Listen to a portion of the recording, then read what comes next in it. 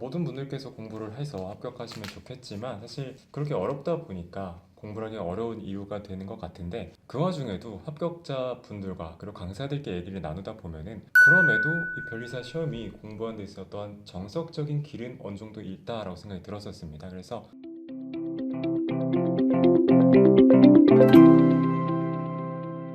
안녕하세요. 저는 한빛에서 특허법을 가르치고 있는 특허법 한 큐에 끝내다 박규민 변호사입니다.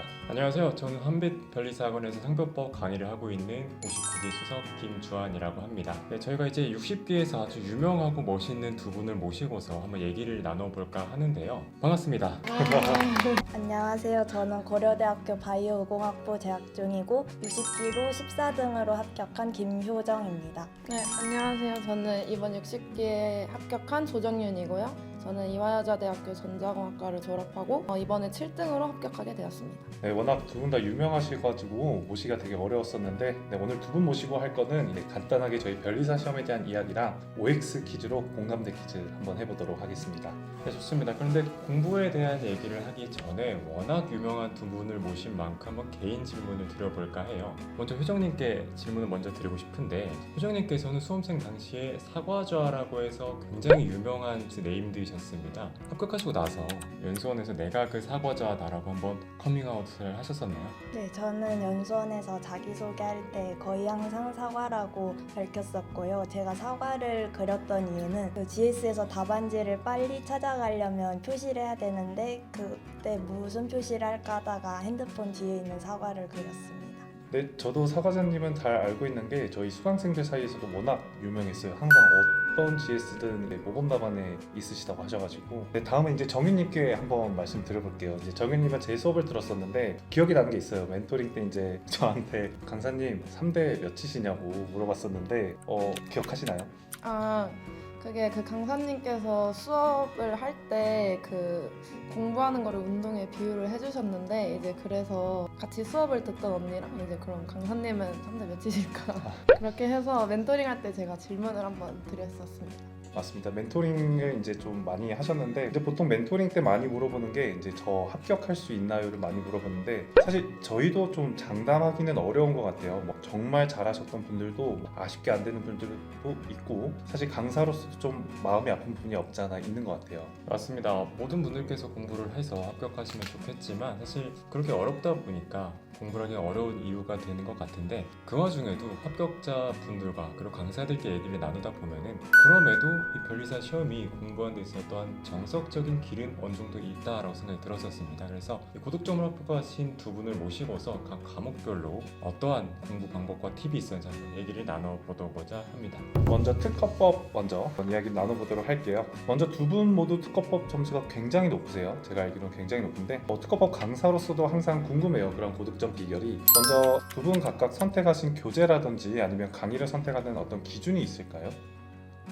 저는 강의는 2월에는 첨삭을 꼼꼼히 받고 부족한 점을 메우고 싶어서 소형 GS를 듣고 3월에서 6월에는 대형 GS 위주로 들었습니다. 네, 저는 이제 교재는 제가 동차 때 교재 때문에 스트레스를 많이 받았어서 이제 교재 선택할 때는 판례가 원문으로 그대로 적혀 있을 것, 강약 조절이 잘 돼 있을 것을 기준으로 교재를 선택했고요. 강의는 이제 많이 듣는 사람들의 강의를 따라가되 다른 수험생들이랑 차별점을 두기 위해서 저는 박규민 강사님 GS를 수강했습니다. 네네. 일단 개인적으로는 수험생 특히 기득이 되면 좀 불안한 감이 있어서 이 책 저 책을 본다거나 좀 공부량을 늘리는 경우가 조금 있는 것 같아요. 그래서 처음에는 조금 신중하게 강의나 교재를 정하고 계속해서 커리큘럼을 좀 설정해 나가는 방향으로 좀 공부하는 게 좋은 길이 아닐까 생각이 듭니다. 다음으로는 이제 그래도 고득점이시니까 좀 팁이 있을까요? 혹시 특허법 공부하는 팁이 있다면 이걸 보시는 수험생들에게 한 말씀 해주시면 좋을 것 같습니다.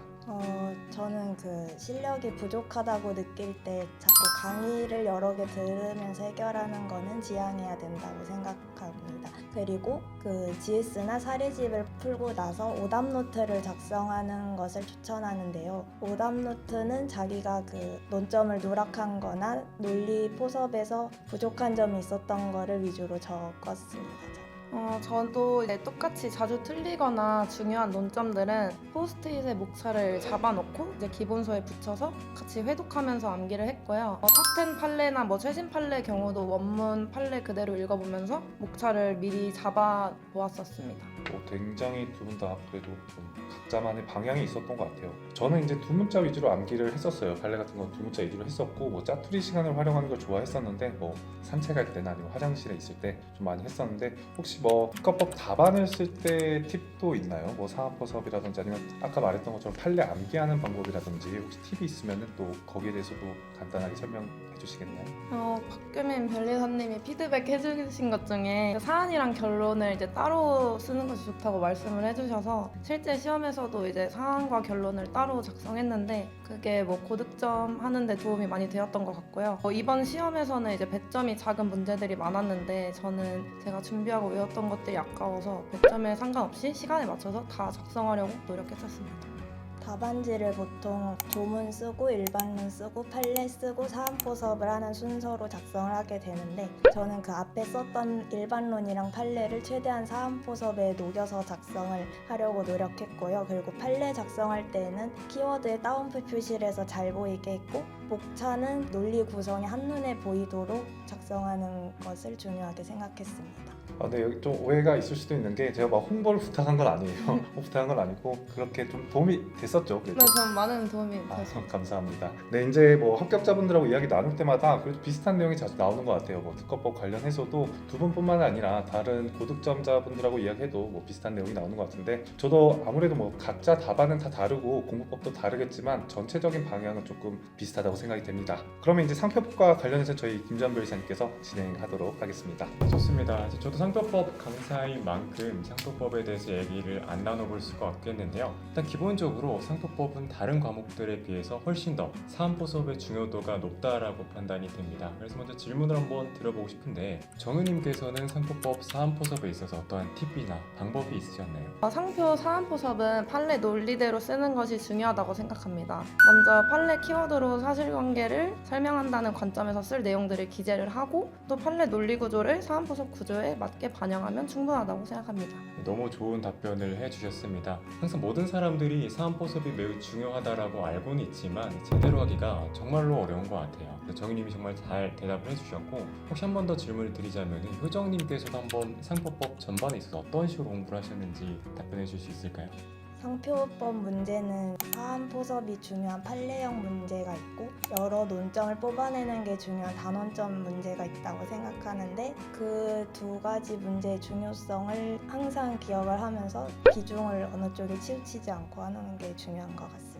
아주 중요한 얘기를 해주셨습니다. 정윤님께서는 사안포섭을 어떻게 잘할 수 있는가에 대해서 말씀을 해주셨고 효정님께서는 상표법이라는 과목을 어떻게 공부해야 고득점을 받을 수 있을까에 대해서 말씀을 해주셨는데요. 저 역시 강사로서도 여기에 동의가 크게 되어 있는 부분이고 두 분도 저의 수강생이셨어요. 제가 그래서 기억하실지 모르겠지만 강의하는 내내 이런 두 가지 요소들에서 많이 강조를 드렸던 기억이 있습니다. 혹시 기억을 하실까요? 네. 아주 감사합니다. 그래서 제가 생각한 상표법으로서는 다른 과목들보다 훨씬 풀이라는 과정이 중요하다 보니까 수험생 여러분들이 공부하실 때에도 어떻게 하면 잘 풀 수 있을까, 어떻게 하면 잘 쓸 수 있을까를 고민하시면서 공부를 하신다면 훨씬 더 고득점이 유리한 방법이 될 거라고 생각이 듭니다. 네, 그렇게 해서 저희가 특허법과 상표법에 대한 공부 방법론을 한번 살펴보았었습니다. 어떠셨나요? 근데 저희가 뭐 이제 특허법 강사고 상표법 강사니까 특허 상표도 했는데 민사소송법도 그리고 좀 안 들어보고 갈 수가 없을 것 같아요. 그래서 간단하게 뭐 민사소송법이랑 선택 과목도 한번 들어볼 것 같은데 한번 정희님께서 뭐 민사소송법 공부하는 데 있어서 수험생들에게 좀 해주고 싶은 팁이 있는지 말씀해 주시면 좋을 것 같습니다. 일단 민사소송법은 그 특허법이랑 상표법에 비해서 특출나게 이상하게 나오지 않는 편이어서 저는 이제 기출문제집이나 사례집 위주로 공부하려고 하는 편이었고요. 목차도 이제 어떤 논점이 나오면 그 관련 목차를 다 떠올릴 수 있게 그렇게 목차 뭐 두 문자 따서 암기하거나 그런 식으로 했던 것 같습니다. 효정님. 저도 굉장히 비슷한데요. 판례 케이스가 딱 출제됐을 때 그거에 맞는 학설 판례 검토를 빠르게 스캔하고 스캔할 수 있도록 암기를 하는 게 가장 중요한 것 같습니다. 사례집을 많이 풀다 보면은 느끼실 것 같아요. 네, 역시나 저희 변리사 시험은 이 특허 상표뿐만 아니라 다른 과목도 열심히 해야 되는 만큼 여러모로 참 귀찮은 시험이 아닐 수가 없어요. 근데 그 와중에 선택 과목도 얘기를 또 빼놓을 수가 없으니까 한번 저희 4명 다 각자 어떤 선택 과목을 했는지 한번 말해볼까요? 저는 먼저 디자인 보호법을 선택했었습니다. 저도 디자인 보호법 선택했습니다. 저도 디자인 보호법 선택했습니다. 저는 회로이론 선택했습니다. 그러면 혼자서만 변리사님께서 회로 이론 선택하셨는데 혹시 선택 이유가 무엇이었는지?